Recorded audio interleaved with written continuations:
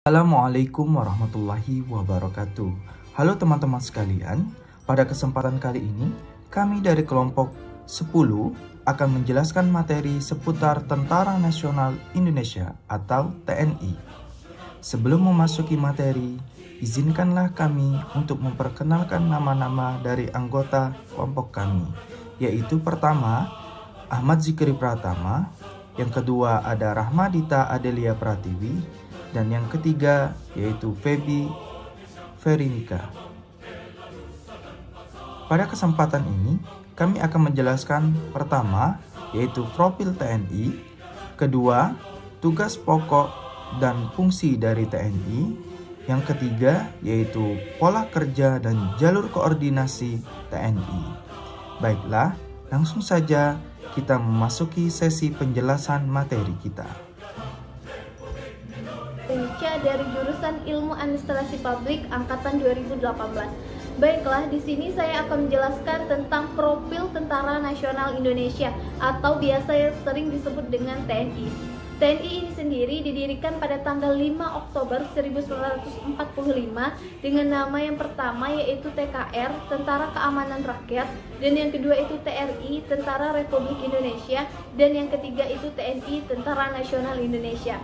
Baiklah, TNI ini sendiri terdiri dari 3 angkatan bersenjata. Yang pertama itu TNI Angkatan Darat, dan yang kedua itu TNI Angkatan Laut, dan yang ketiga itu TNI Angkatan Udara, yang dimana dipimpin oleh seorang Panglima TNI.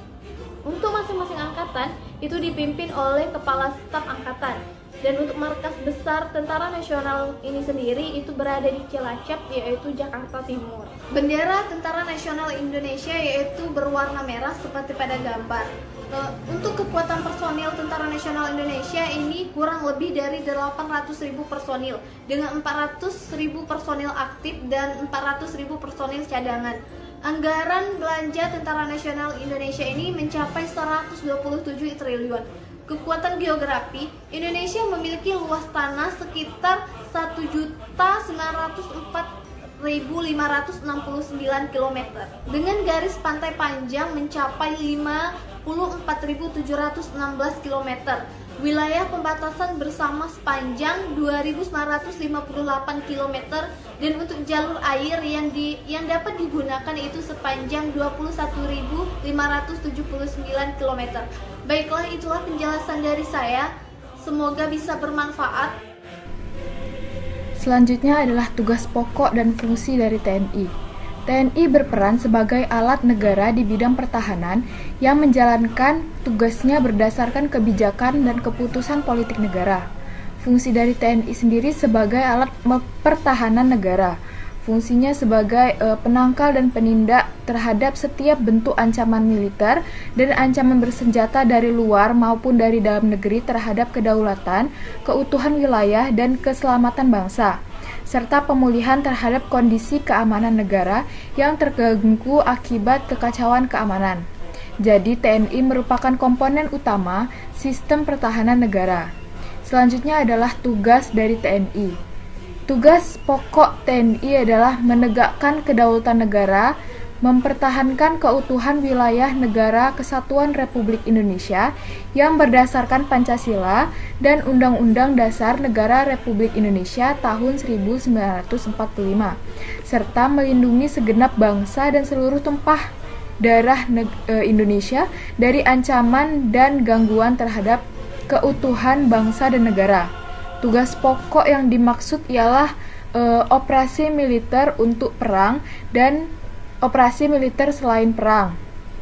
Operasi militer selain perang di sini maksudnya adalah mengatasi gerakan separatis bersenjata, pemberontakan bersenjata, atau aksi terorisme, mengamankan wilayah perbatasan, objek vital nasional yang bersifat strategis, dan melaksanakan tugas perdamaian dunia sesuai dengan kebijakan politik luar negeri.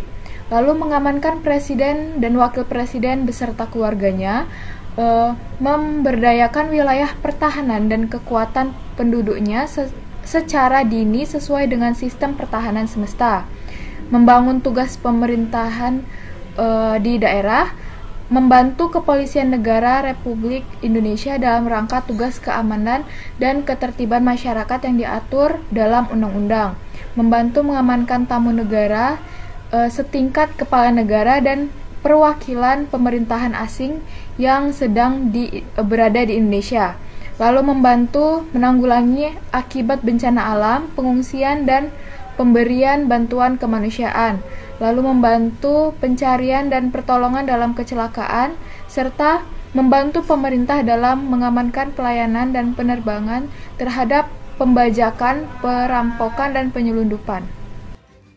Baiklah, selanjutnya saya akan menjelaskan bagaimana pola kerja dan jalur koordinasi TNI.